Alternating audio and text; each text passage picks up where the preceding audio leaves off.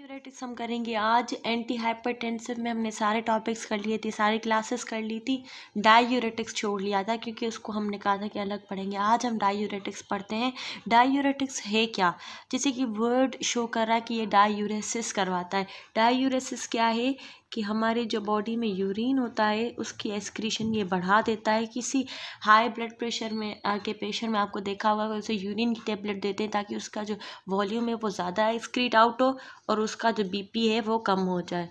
तो इस प्रोसेस को हम कहते हैं डायूरेसिस। और ड्रग्स कौन सी हमारे पास, डायूरेटिक्स। ये क्या करवाती हैं कि हमारे जो यूरिन जो एक्सक्रीशन का जो वॉल्यूम है वो बढ़ा देती हैं। और मोस्टली क्या होती है, हमारे रीनल आयन ट्रांसपोर्टर्स की इनहिबिटर है। आयन से कौन कौन से हमारे होते हैं, sodium, potassium, calcium, mainly chloride भी होता है। मेनली हमारे पास ये होती है, इनकी जो है ना, इनकी जो ट्रांसपोर्ट है वो इनहिबिट करवा देती है। क्या होता है कि जो वाटर की सीक्रेशन ज़्यादा होती है उसके मुकाबले में तो सोडियम और जो बाकी आयन्स हैं हमारे पास वो भी वाटर के साथ सीक्रेट हो जाते हैं ताकि ऑस्मोटिक इक्विलिब्रियम हमारा मेंटेन रहे। ऑस्मोटिक इक्विलिब्रियम ये हमारे पास मेंटेन रहे। हमारे पास डायूरेटिक्स कौन से हैं, अगर हम देखें, आप किडनी का जो लेक्चर है वो अपलोडेड है मेरे चैनल पे, आप वो देखिएगा। उसमें मैंने सारा बताया है कि कैसे ग्लोमेरुलर फिल्ट्रेट, ये प्रॉक्सिमल ट्यूब्यूल कैसे करेंगे। यहाँ पे सिर्फ मैं आपको बता नेम्स लूँगी, वो सारा उसमें डिस्कस किया है मैंने। अब हमारे पास कौन कौन सी क्लासेस हैं डायूरेटिक्स में, थायाजाइड है, लूप डायूरेटिक्स है, कार्बोनिक एनहाइड्रेस हमारे पास इनहिबिटर्स है, पोटेशियम स्पेरिंग डायूरेटिक्स है। ये मेनली हमारे पास है। अब हम लाइन वाइज एक एक क्लास को करेंगे। इसके अलावा हमारे पास एल्डोस्टेरोन एंटागोनिस्ट भी है। एल्डोस्टेरोन क्यों, क्योंकि और वो सोडियम और वाटर की रिटेंशन करवाता है जिसका इसमें ब्लड प्रेशर में बहुत बड़ा रोल है।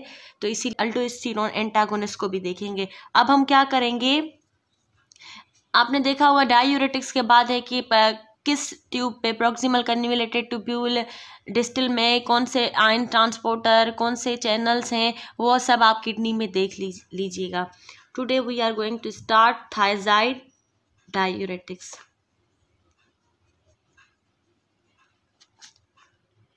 थायाजाइड जो हमारे पास है मेनली एंटी हाइपरटेंसिव में देते हैं। ये एंटी हाइपरटेंसिव पेशेंट को हम दे सकते हैं, लेकिन वही बात होगी कि ये अलोन थेरेपी हम यूज़ नहीं कर सकते, इसके साथ हम कुछ और ड्रग्स भी ऐड कर सकते हैं। एंटी हाइपरटेंशन में इसका रोल है, इसको हम लो सीलिंग डायूरेटिक्स भी कहते हैं। ये एमसीक्यूज पॉइंट ऑफ व्यू से याद कीजिएगा। लो सीलिंग डायूरेटिक्स कौन सी हमारे पास, थायाजाइड डायूरेटिक्स। लो सीलिंग डायूरेटिक्स का क्या मतलब है कि हम जितना भी डोज बढ़ाएं, जितना भी डोज बढ़ाते जाएं, इसका एक्शन नहीं बढ़ेगा। इसका अगर एक्शन लिमिटेड है तो वो डोज पे डिपेंड नहीं करता, उसका एक्शन वही रहेगा चाहे आप डोज कितना भी इंक्रीज करें। अब इसमें ड्रग्स हम देखते हैं, हाइड्रोक्लोरोथायाजाइड,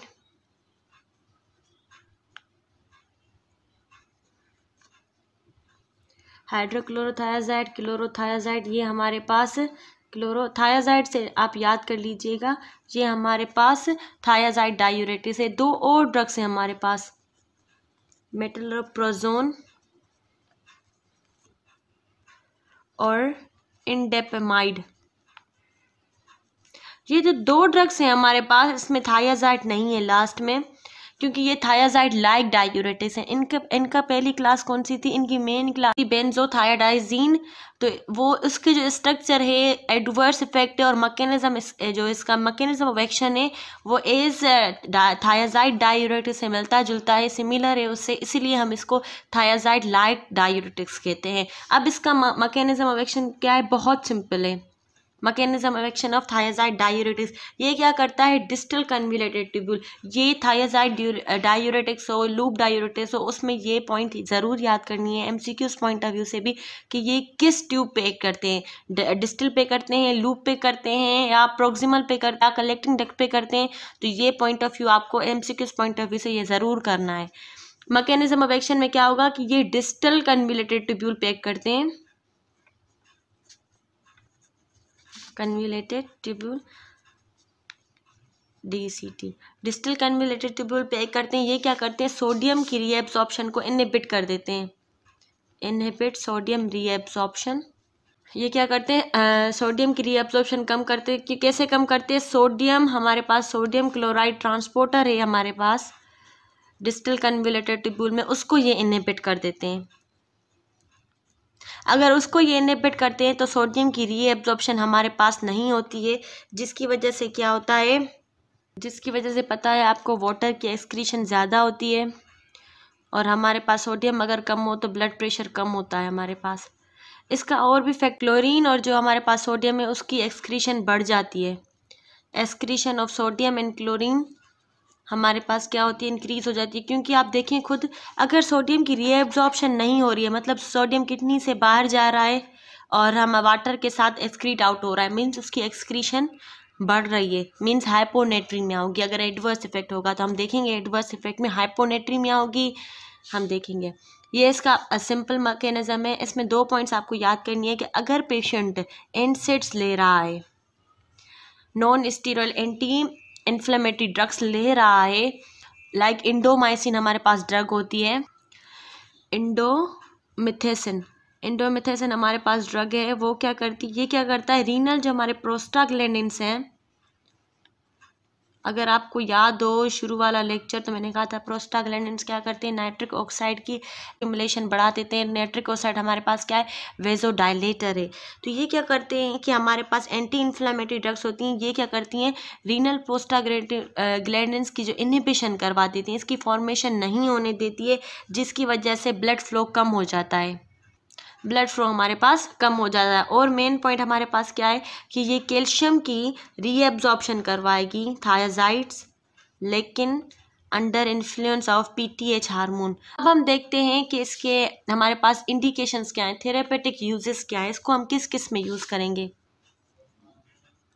यूजेस से पहले एक्शंस देख लेते हैं। ये एक्शंस क्या करेगी, पहले तो ये हमने कर लिया, increase excretion of sodium and calcium chloride इसकी एक्सक्रीशन बढ़ा देगी। Decrease urinary calcium retention, urine calcium की एक्सक्रीशन को कम कर देगा। और हमारे पास पेरिफेरल वस्कुलर रेजिस्टेंस को कम कर देती है ये इसके एक्शन याद रखिएगा। अगर पेरिफेरल वस्कुलर रेजिस्टेंस कम हो गई मींस ब्लड प्रेशर हमारा कम हो जाएगा। यूरिनरी कैल्शियम एक्सक्रीशन करवाता है और हम उसको डिक्रीज करवा देगा, और सोडियम और क्लोराइड के एक्सक्रीशन को बढ़ा देगा। क्यों? क्योंकि वो जो ट्रांसपोर्टर था हमारे पास, सोडियम क्लोराइड ट्रांसपोर्टर, वो इनहिबिट हो गया था। अब हम इसको यूजेस देखते हैं। पहले हमने एक यूज़ किया था एंटी हाइपरटेंसिव है, इसको हम हाइपरटेंशन में यूज़ करेंगे, हार्ट फेलियर में यूज़ करते हैं हम इसको,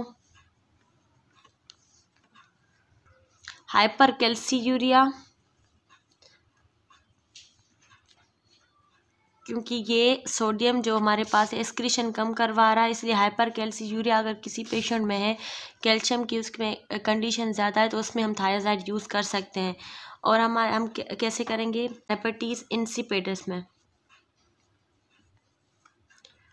नेफ्रोजेनिक डायबिटीज़ इंसिपिडस में हम इस तरह यूज़ करते हैं कि जो हमारे पास थायाजाइड डायूरेटिक्स हैं वो क्या करती हैं, हमारे पास थायाजाइड हमारे पास हाइपर ऑस्मोलर यूरिन फॉर्मेशन करवाता है, जिसकी वजह से हम नेफ्रोजेनिक डायबिटीज़ इंसिपिडस में उसको यूज़ कर सकते हैं। अब एडवर्स इफेक्ट क्या है हमारे पास, हाइपोकेलीमिया, पोटेशियम बॉडी में लॉस होगा, हाइपोमैग्नीशियमिया, हाइपोनेट्रीमिया होगा, हाइपोवोलीमिया हो सकता है, वॉल्यूम कम हो रहा है क्योंकि वाटर जो है वो एक्सक्रीट आउट हो रहा है, उसकी जो एक्सक्रीशन है वो बढ़ गई है, इसलिए हाइपोवोलीमिया। आप अगर कॉमन सेंस इस्तेमाल करेंगे तो ये एडवर्स इफेक्ट और यूजेस बहुत ईजी हैं, थोड़ा मैकेनिज्म ऑफ एक्शन बस याद हो। हाइपरकैल्कीमिया हो सकता है, कैल्शियम की कंसंट्रेशन बढ़ जाती है बॉडी में, और हमारे पास हाइपरग्लाइसीमिया हो सकता है।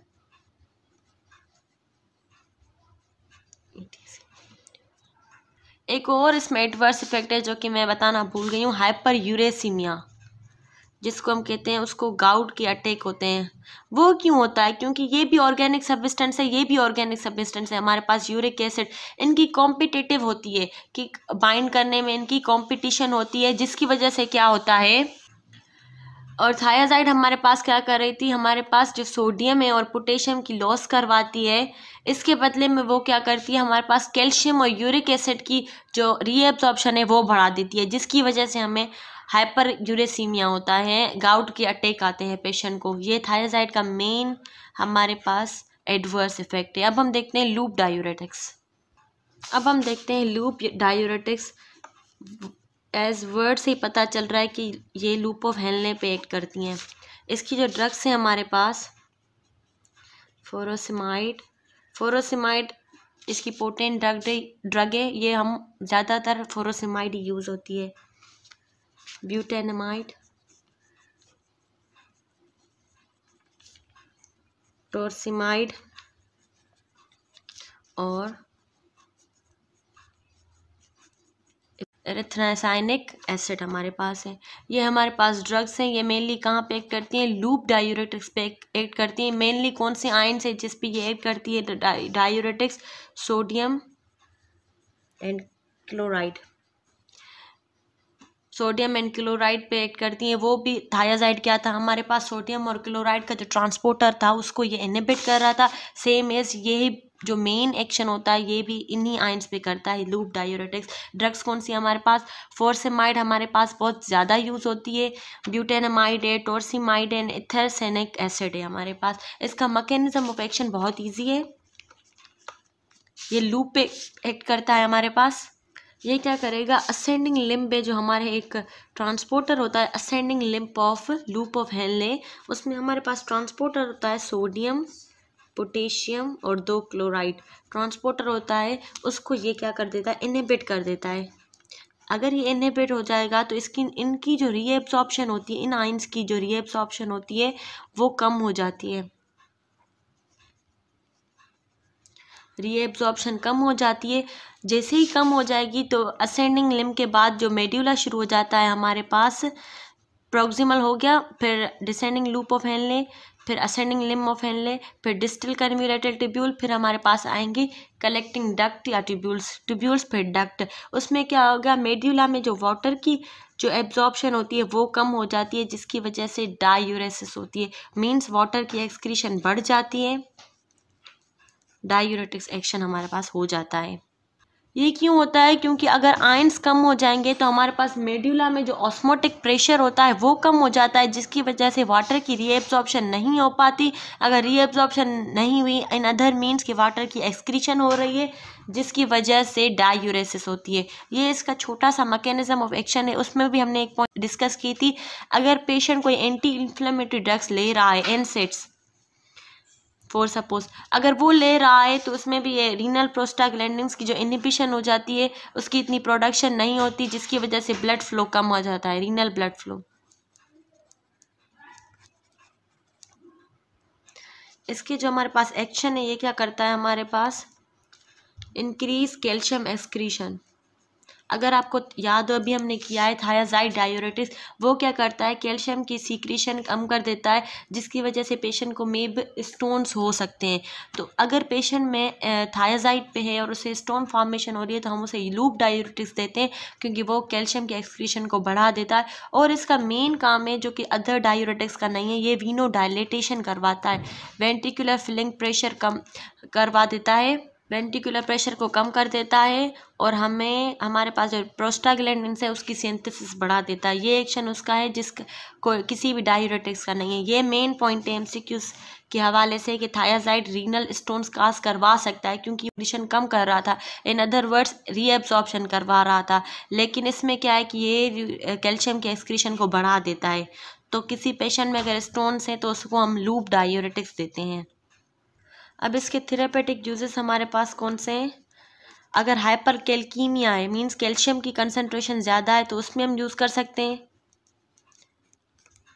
हमारे पास हाइपर कैलीमिया है, पोटेशियम की कंसंट्रेशन बॉडी में बढ़ गई है, तो उसमें हम यूज़ कर सकते हैं लूप डायूरेटिक्स। और एडिमा है, एडिमा हम सब में यूज़ कर सकते हैं। एडिमा अगर है तो हम डायूरेटिक्स कोई सा भी इस्तेमाल कर सकते हैं, क्योंकि हमें मेन क्या करना है, एक्स्ट्रा सेलुलर वॉल्यूम कमी करना है, ब्लड प्रेशर को कम करना है।